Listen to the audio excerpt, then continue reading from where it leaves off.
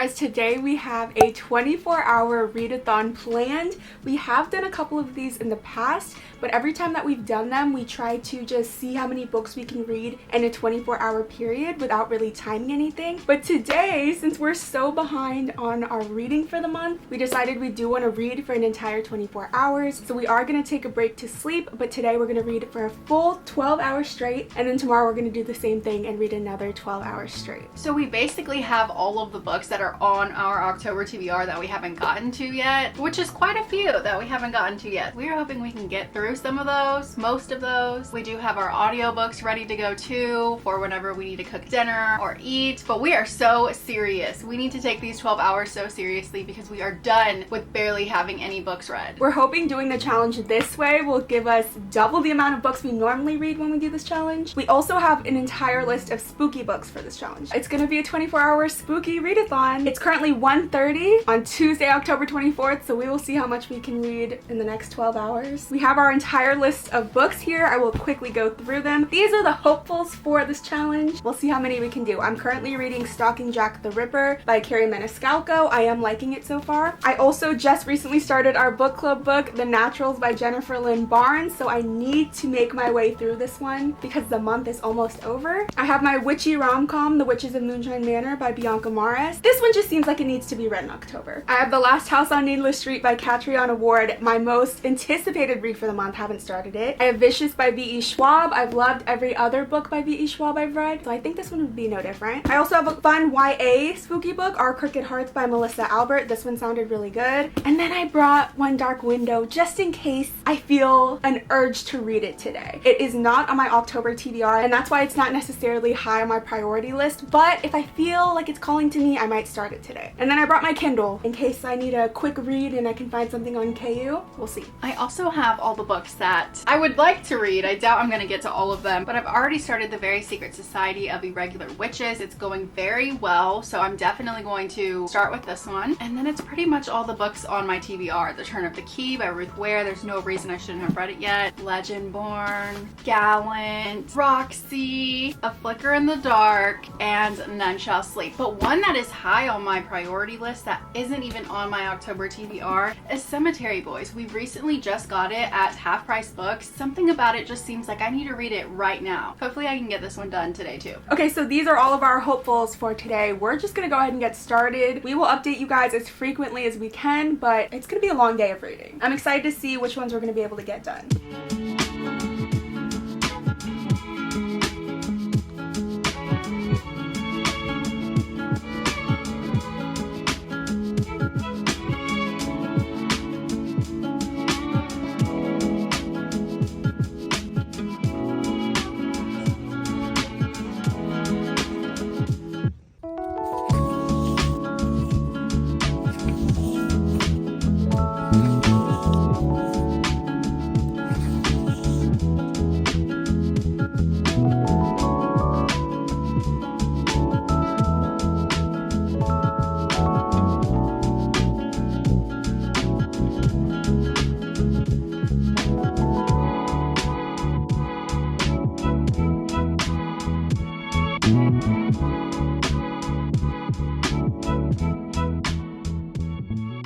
Guys, we had to stop for lunch. I only made it this far into my book. I'm on page 72. I'm on page 154. I started before though. I already think we're not doing too hot because we did stop for lunch and there was no audiobooks being listened to.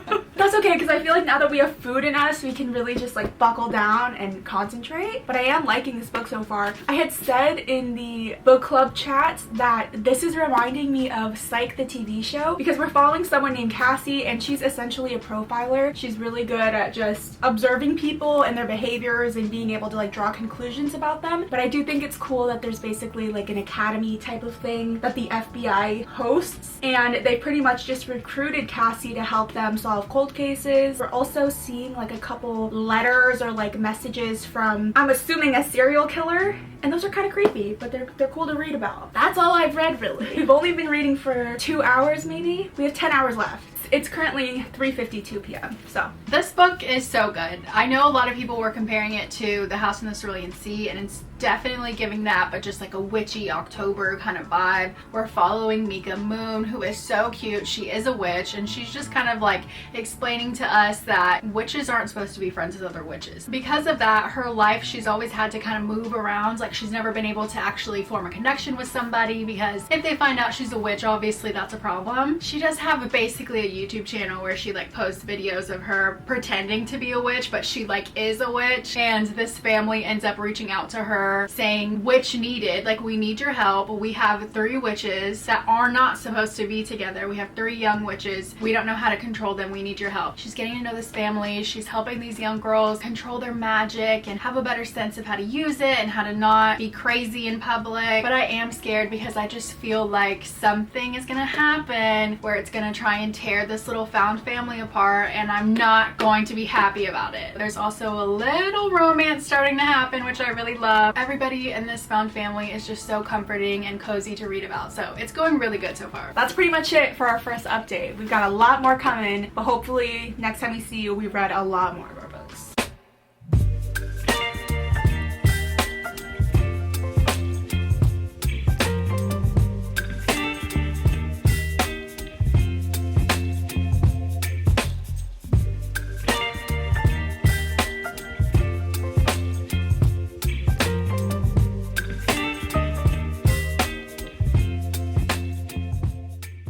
Guys, it's now 7:19. It only took us 5 hours for that first book. Overall thoughts, I was trying to gather something here. I really liked it. The characters were cool. The concept was cool. I love the idea of the naturals solving cold cases, being a part of the FBI team. I also thought it was pretty cool how they were able to lead us into a second book, because I was wondering the whole time, if this case we're currently following gets solved, what is the rest of the series going to be about? And I thought it was really clever the way that they were able to have a satisfying ending, but also leaving enough unknown to continue with the series. I am trying to be as vague as possible so I don't spoil anything. I would recommend, I can see why this series has gotten really popular lately. It is just such a solid YA mystery thriller series. I think it's giving A Good Girl's Guide a run for its money. I don't know yet what I'm gonna rate it. Mine was so cute. I'm seriously thinking 4.5. Ooh! Like, so good, so solid. I mean, if you compare anything to The House in the Cerulean Sea, I'm already super interested, and that was seriously exactly what this was, but a witchy, cozy spin on it, and it was perfect. There was also that found family. Found family is one of my favorite tropes ever. Just the plot of like being able to find your people and like your home, like there's nothing better than that. So it was really cute to read. There was even a part where I was like crying happy tears because I'm like, oh my gosh, this is so cute. There was also a little subplot romance of Grumpy Sunshine, and that's another one of my favorite tropes, and that was really cute as well. Lots of magic and potions, and there was even a little plot twist in the end that I wasn't expecting. Overall, it was just a really good read. I highly recommend. It just felt like a warm, cozy hug that I needed right now. 4.5. My eyes have already gone fuzzy because we've been reading so long. We finished 2 books. They were both solid. Love them. We're now going to move on to our second books. We've already picked them out. I think I'm going to go ahead and start The Last House on Needless Street by Catriona Ward. Like I said earlier, my most anticipated read for October. I've heard great things. It does seem like it's going to be a bit odd, but in the best way possible. I can't wait to learn more. This is the one that has like 3 different point of views, but the point of views are very strange. There's like a young girl, a man, and then we're in the point of view of this cat as well. But I'm just so excited to see what this story is going to entail. I think I'm gonna jump into Cemetery Boys. When we read the synopsis for this in one of the last videos, I was really intrigued, and it just seems like the perfect book to read right now. It's like the end of October, so there's no better time to read Cemetery Boys than right now. This is 342 pages. Not too bad. Can we finish our books by the end of the night? We have to. We have 6 hours and 30 minutes left. That sounds about right. If we don't take any more breaks. I don't know, I might want to make some popcorn or something. I think I need to order a pizza. Oh, okay. So we're gonna figure out what we're gonna get for dinner. It needs to be something simple though, so we can keep on reading. We will update you guys hopefully by the time we're at least halfway through this book. Right.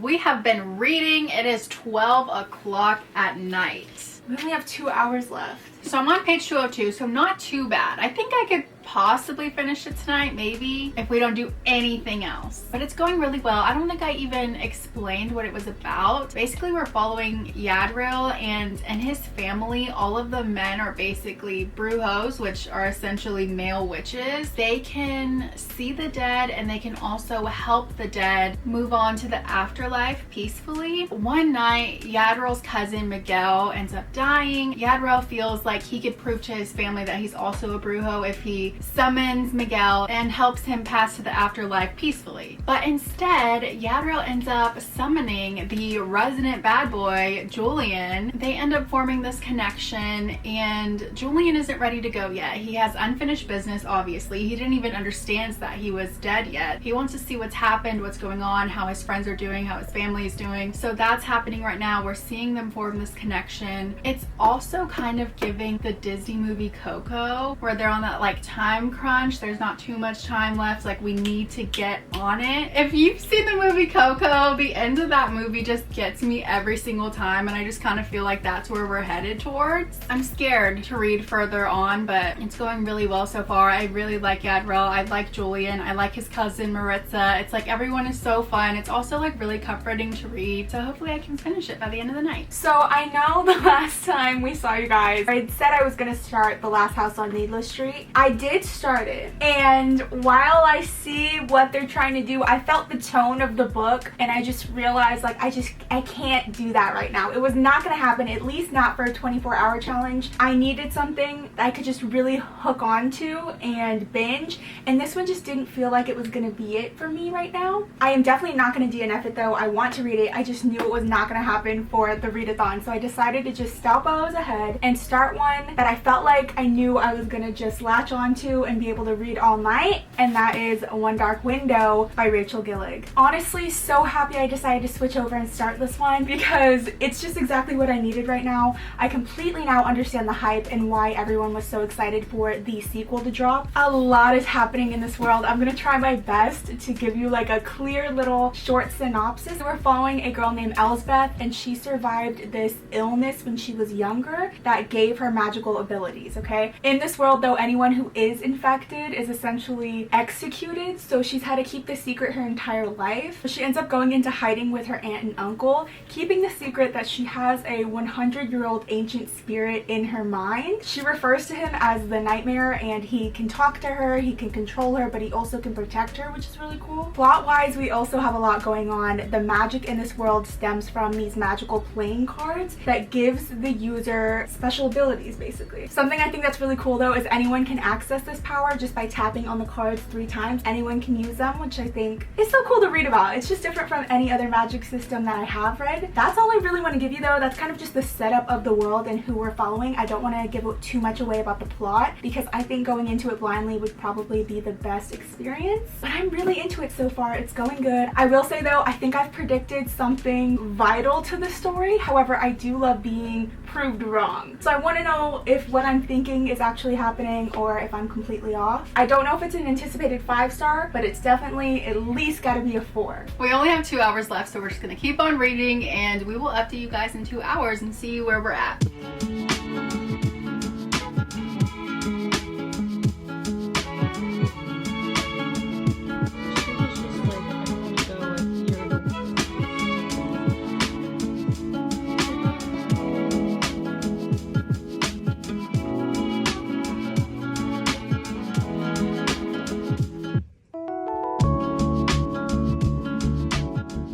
Day 1 is down. It is 2:02 a.m. And doesn't it feel like it? It definitely does. I barely had any left of my book, but I think it's a good place for me to stop right now because I could just tell I'm about to start crying and I'd rather not do that right now. I'm nowhere near the end, but I think I'm about a little more than halfway now. So I've got a lot to read tomorrow, but I think it'll be a nice way to start the day because I'm sure the end of this is gonna pack a punch and I can't wait to see how they're gonna wrap everything up. I feel like I'm barely getting in the trenches though of the story, so Yeah. I don't know. A good first day. We'll pick up again tomorrow, probably around 2 again. Hopefully, maybe we could do one so that we could get out earlier. Yeah, well, we tried to do one today, but you know. We'll see though. Good first day, solid start to the readathon. Hopefully we do even better tomorrow. We'll see you then.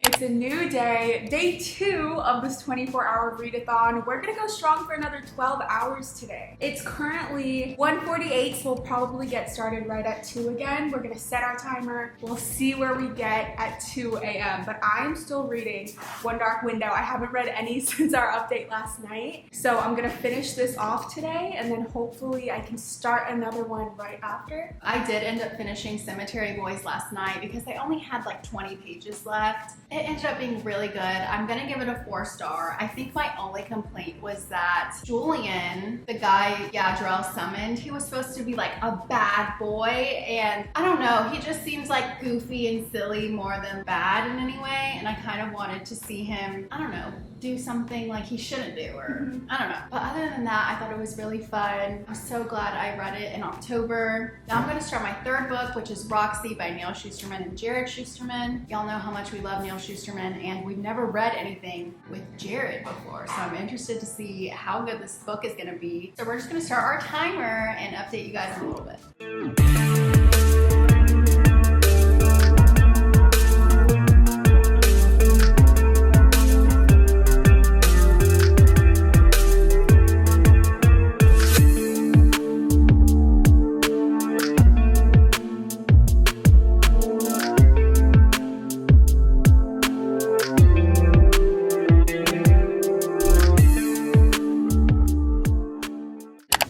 It's now 4:45. We have 9 hours left. We were a little distracted this time though. We read a little bit, but then we also were trying to figure out what to do for Halloween. Then we got stressed out about that. How's your book? Oh yes, I started Roxy. Let's see, I'm on page 116, so not too bad. I think I'm just a little bit confused. Oh, I didn't even tell y'all what this book is about. It's basically just personified drugs. So the drugs, like Roxy and Addison, they are actual characters. Roxy and Addison have a bet going on to see which one of them can be the most lethal to a brother and sister, Isaac and Ivy, which is really messed up. But I did like in the beginning, Neil and Jared Shusterman had said like, it's gonna be a heavy book and like we're really gonna dive into the way drugs work and how they mess up people's lives.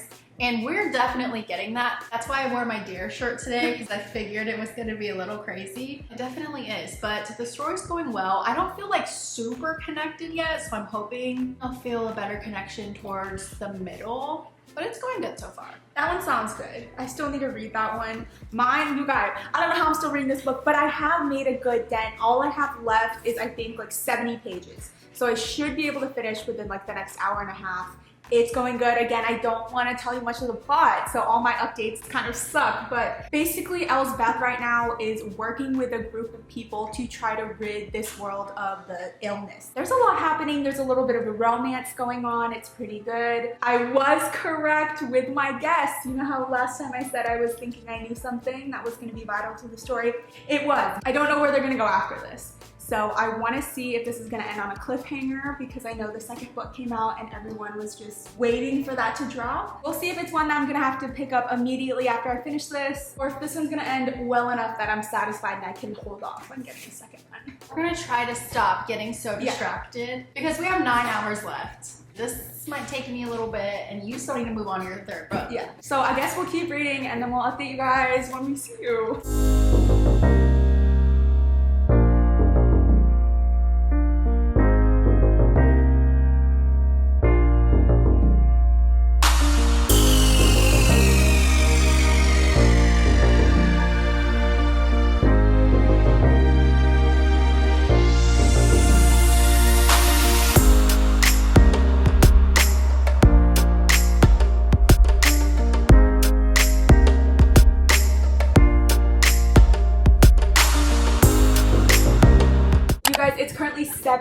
p.m. We have 6 hours and 40 minutes left to read. I finally finished my second book, One Dark Window, and I really liked it. I can see now why everyone's been obsessing over it lately. I thought the ending was really good. I honestly just had a good time watching the story unfold. It's known for its magic systems. I do agree it was so unique. I like the characters. I don't think this was a 5-star read for me personally, but I did really like it. I'm gonna give it a 4. I wouldn't mind reading the sequel. I think that could be fun. I had a good time with it though. It was a perfect amount of like dark with romance, action. I thought it was a good one. Highly recommend if you haven't read it yet. I think now I'm gonna go ahead and start Vicious by V.E. Schwab. I've got high hopes because I did like Gallant by V.E. Schwab, so we'll see. I had to move on to my second coffee of the day because I am actually very tired. I almost fell asleep in one of our time lapses, so hopefully that can wake me up a little bit, but I am 50% through Roxy, and honestly I'm still feeling like not completely connected, which is crazy just because the past Neil Shusterman books I've read, I have been like so locked in and like loved every minute of it, and this just kind of feels like, let's get to the point, like what's gonna happen, you know? Yeah, I only have 50% left now, so hopefully things can kind of pick up by the end of it, but we'll see. 6 hours, 40 minutes left. We're gonna keep on going and then we'll update you guys in a little bit. Guys, it's only been 30 minutes and I had to stop my book. I don't know what it is, but I think after finishing One Dark Window, I just could not get my brain to start a whole new story. So I decided to just pick up where I left off in Stalking Jack the Ripper. I had started this a couple weeks ago. I've kind of just been reading it on and off. But I think this will just be easier for me because I already know the story, I already know the characters, so I can just jump back into the story. Whereas with Vicious, though it sounds good, I couldn't be introduced to like a whole new cast and like get into that yet. Just wanted to update you and tell you that I suck and I'm doing it again.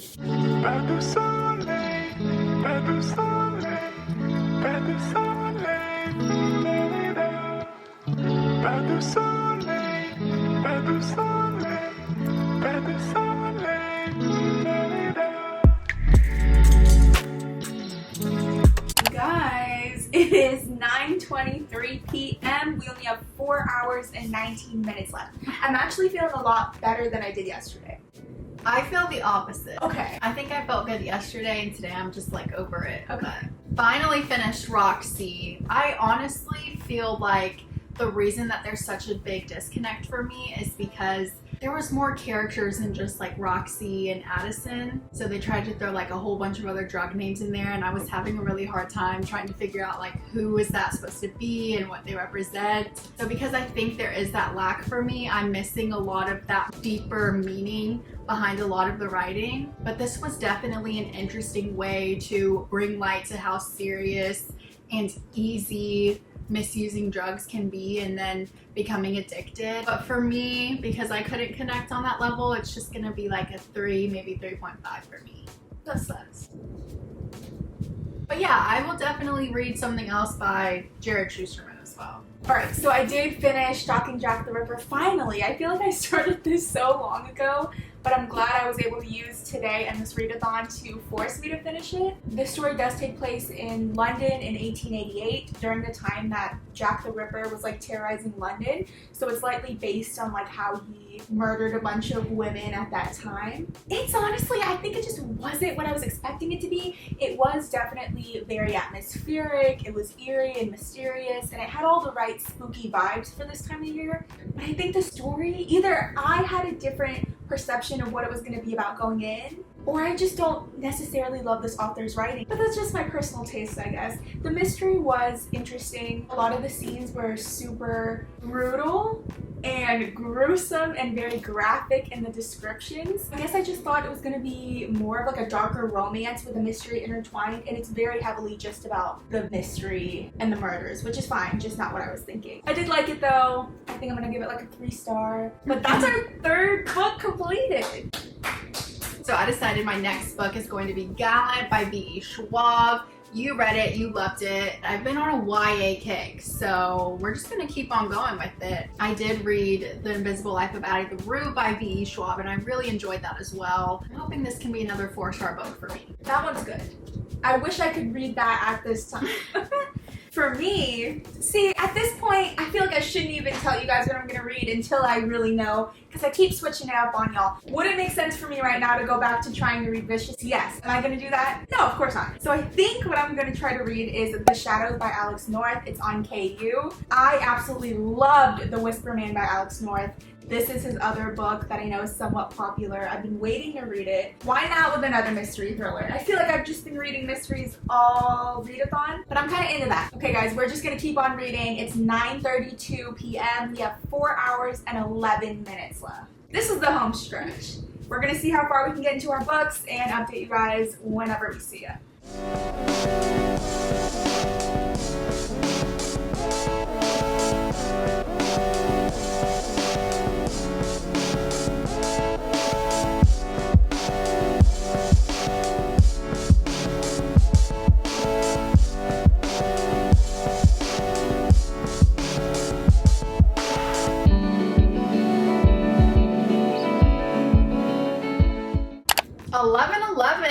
11:11. We only have 2 hours and 30 minutes left, so we thought it would be a good place to update. This book is going really well. I hit page 132, which is pretty good. In this story, we're following Olivia, and she is an orphan, and she has this journal that her mom left her. And in the journal, it says, basically, don't go to this Gallant house. If you don't go to Gallant, you'll be safe. And one day, her time comes where she's done being at the orphanage, like they're ready to send her somewhere else. She receives a letter saying, come to Gallant house. So we need you, we love you, like this is your home, like we're welcoming you to your home. She has nowhere else to go, so of course she's gonna go to Gallant house. And when she gets there, it's like all the family there is kind of telling her like, you shouldn't be here. We didn't call you here. I don't know how you got that letter, but you shouldn't be here. It sucks because we know that there's literally nowhere else for her to go, so she just feels comfort there, and everything that they have bad to say about the house, it's like nothing to her. She'd rather take that than to just be where she was or like homeless. Something I can say right away though is I like reading stories in first person. That's just how I prefer it, and this is in third person, but I can't understand why it is. There's a lot of like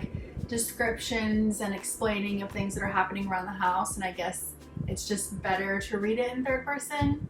I just find I connect better with first. That's really my only complaint so far. Everything else is going really good, and I'm just like flying through this one. I'm so happy you're liking it. I was gonna say, I wish I could say I'm flying through mine, but I think I'm reading at a good pace. I'm on page 85 of The Shadows. I stuck with it, you guys. It's very good so far.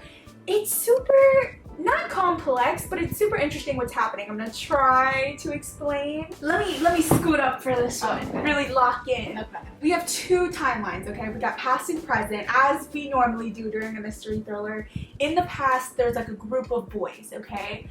They're in school. The main one who's kind of like the leader is named Charlie. He kind of recruits these other 3 boys to be in his group, and they start obsessing with the idea of lucid dreaming, which already I'm intrigued. Charlie is trying to lead them throughout this process in order to be able to share dreams. So he's telling them to like keep dream journals and write everything down, try to notice patterns so you can recognize when you're in dreams. And then I think the overall goal is to be able to all meet up and meet with this conjured fantasy man in this dream world. It's kind of hard for me to explain because I don't know the full extent of anything yet, but that's kind of happening in the past. We are then following right now Paul, who was one of the boys in the group, and we also have the perspective of one of the detectives currently working on like a copycat case of something that happened back in the past. Oh, it's kind of messy for me to explain. I love the idea of like lucid dreaming, and we're gonna get information about what they were trying to do back then. That's so cool. So I'd say it's going pretty well. We have 2 hours and 24 minutes to try and get as far as we can into our books,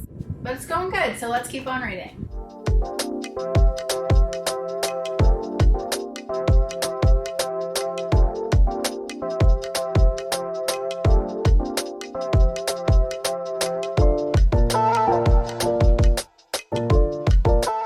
We have hit 2 a.m. and we did not finish our 4th book, but that is okay because we are almost done with it, and that is 4 books down that we wouldn't have gotten to without this reading challenge. So I think this was so much fun. It was. I definitely think it was more productive to do the readathon this way versus just seeing how many we can read in 24 hours. So if we're able to do this more often, we definitely want to. Every time we do them too, we realize like how productive we could be if we just stick to the challenge and get it done. I'm actually happy with all the books I read today, or the past 2 days. Hoping to read more this last week of October and get a couple more under our belts before the wrap up. We are thinking we want to do the live reading sprint October 30th, which is Monday. We love doing our live reading sprint, so we'll post more information on the YouTube community tab. For our Literal Besties Book Club, keep an eye out for our November poll. We should have the genre poll out by now, and then we will do the book poll. So if you're not already part of our Literal Besties Book Club, please do join. We have that link in the description. And if you are, go vote for what we're reading next. That pretty much concludes our 24-hour readathon. Thank you guys so much for watching. Let us know what books you guys have read recently. Let us know if you participated in Vampathon. A lot of the books we read today were part of the Vampathon prompts. So we're happy we were able to kind of participate this year. We are extremely tired now. We're ready to go to bed, but we had a great time. So we're gonna end the video here. Thank you guys so much for watching. Make sure to like and subscribe if you haven't already, and we will see you next time. Honestly though, I also have here on deck, In case you change it in up case I have minutes. to change my mind again, but who knows, next update I'll probably be reading a different book I didn't even mention. We'll see. But that's okay. I'd rather be picky right now and find books I really want to binge than like force myself and then have a bad reading experience with whatever book it is. Exactly.